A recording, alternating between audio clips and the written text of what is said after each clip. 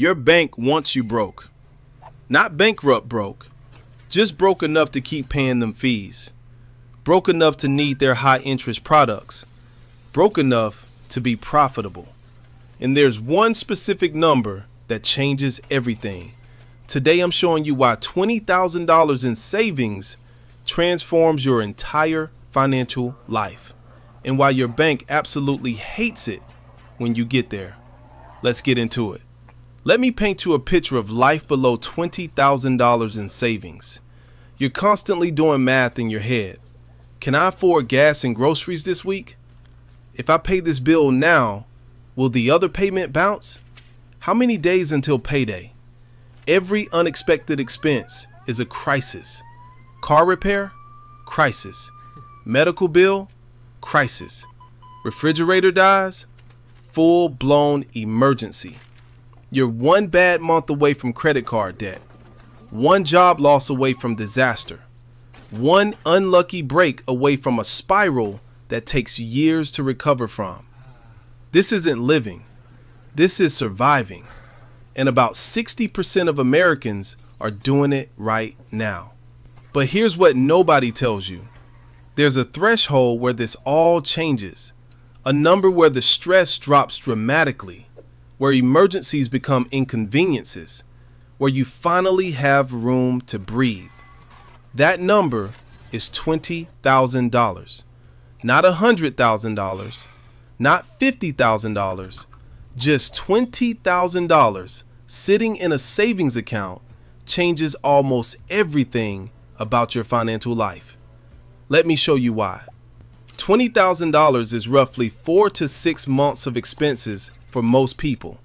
That's a real emergency fund, not the $1,000 starter fund everyone talks about, a real one. With $20,000, you can handle almost any single emergency without going into debt. Car breaks down? Handled. Job loss? You have months to find something new. Medical surprise? Stressful, but manageable. You stop living in constant fear. That low-level anxiety that's always running in the background finally quiets down. You can actually sleep at night. But here's the part that's really interesting. When you cross $20,000, you become unprofitable for your bank. And they really don't like that. Let me explain how banks actually make money on regular people. Profit source number 1, overdraft fees. Banks made $7.7 billion in overdraft fees last year. Billion with a B. That money came from people who didn't have enough in their accounts to cover a payment. Your account dips $5 below zero? That's a $35 fee. You just paid $35 to be broke. And if multiple payments try to clear while you're negative, multiple fees. I've seen people get hit with $100 in overdraft fees in a single day. But when you have $20,000 in savings, you never overdraft, ever. That buffer means you always have coverage. The bank makes zero overdraft fees from you. They hate that. Profit source number 2, desperation products. When you're broke and need money fast, your options are terrible. Payday loans with 400% interest, title loans that can take your car, personal loans with insane rates, credit cards with 29% APR. Banks and lenders love desperate people. Desperate people pay premium prices for money. They don't shop around. They don't negotiate. They just need cash now, and they'll pay whatever it costs. But when you have $20,000, you're never desperate. Need $2,000 for an emergency? You just transfer it from savings. No loan, no interest, no fees, no profit for anyone. They really hate that. Profit source number 3, credit card interest. The average American with credit card debt pays over $1,000 a year in interest. That's $1,000 to the bank for absolutely nothing. People below the $20,000 threshold often carry balances because they can't pay the full statement. They use credit cards as emergency funds. They pay minimums and let interest pile up. But when you have $20,000, you pay your credit card in full every month. You use their card, you get their rewards, and you pay zero interest. The credit card industry has a name for people like this. They call you a deadbeat. Seriously, that's the actual term. Because you use their product without being profitable. They want you in debt, not debt-free with a fat savings account. Profit source number 4, account fees. Many banks charge monthly maintenance fees on checking accounts, but they waive them if you maintain a minimum balance, usually $1,500 or $5,000 or sometimes higher. People below $20,000 often can't maintain those minimums consistently. They're living paycheck to paycheck. Money comes in and goes right back out. So they pay $12 or $15 a month just to have an account. That's $150 a year to store your money. They're charging you for the privilege of holding your cash. But with $20,000, you easily clear any minimum balance requirement. No monthly fees, no maintenance charges. Another revenue stream dried up.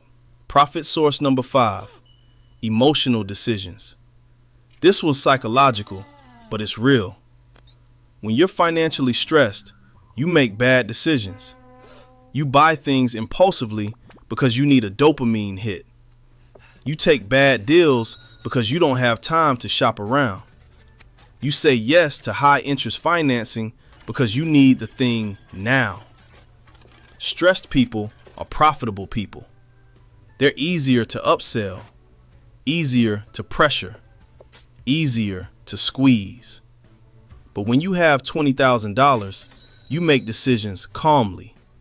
You can walk away from bad deals. You can wait for sales. You can negotiate. You can say no. That financial cushion doesn't just protect you from emergencies. It protects you from your own stress responses. It gives you the mental space to think clearly about money. Let me tell you about the psychology shift that happens at $20,000. Below that number, you operate from scarcity brain. Every decision is about survival. Can I afford this? What if something goes wrong? I better not risk it. Scarcity brain is exhausting. It's constantly running calculations. It's always worried. It doesn't let you take chances or think long term because you're too busy putting out fires. Above $20,000, you start operating from abundance brain. Not like billionaire abundance, just basic breathing room abundance. You can take the slightly lower paying job that has better growth potential. You can walk away from the toxic workplace because you have a cushion. You can negotiate harder because you don't need this deal right now. Every opportunity changes when you have options, and $20,000 gives you options. Here's a real example. Let's say your boss is treating you terribly. You know you should leave, but you're living paycheck to paycheck. With $0 in savings, you're trapped. You have to take the abuse because you can't afford even one missed paycheck.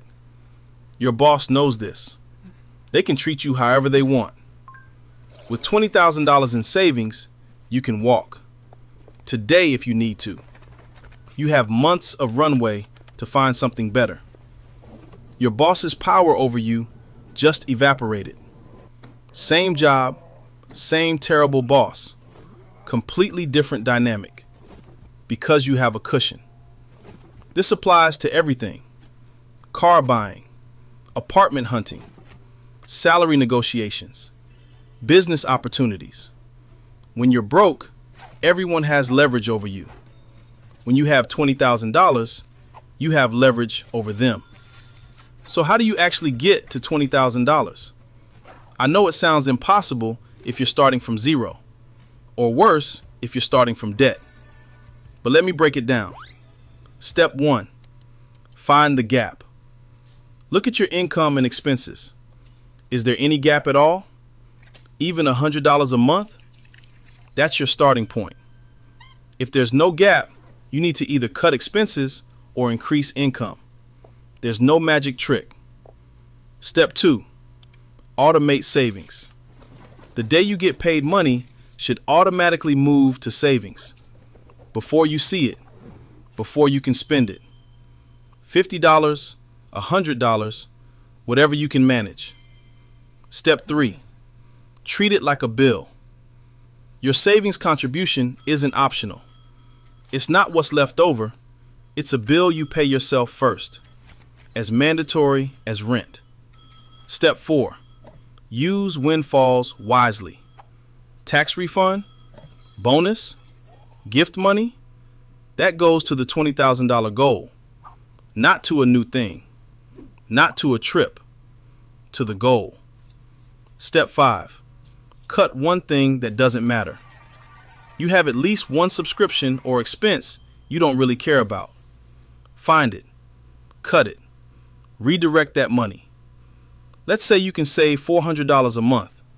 That's $4,800 a year. In just over 4 years, you're at $20,000. Sounds slow, I know, but those 4 years are going to pass anyway.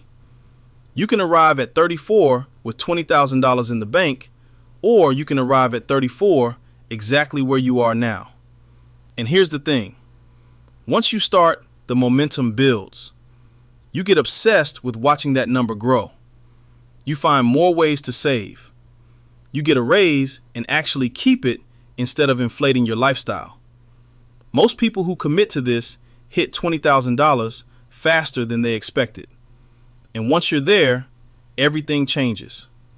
The stress drops. The options multiply. The bank stops making money on you. You go from being a product to being a customer. From being exploited to being served. $20,000 is not the finish line. It's not retirement money. It's not generational wealth. But it is the first real milestone. The one where the game changes. Below $20,000, you're playing defense. Just trying to survive. Reacting to emergencies. Getting squeezed by fees and interest and desperation. Above $20,000, you can finally play offense. Build wealth. Take calculated risks. Make decisions from strength instead of fear. Your bank built their business model on people staying below this line. They profit from your stress, your emergencies, your desperation. Every dollar you add to that savings account is a dollar they can't extract from you in fees and interest. Every step toward $20,000 is a step away from being their ideal customer. Make them hate you. Get to $20,000. If this video showed you why that first $20,000 matters so much, hit that subscribe button. I drop videos every week breaking down the money stuff that actually changes your life. Comment below and tell me, where are you on the journey to $20,000? What's your current number? Let's track your progress together. All right, go stack that cash. I'll see you in the next one.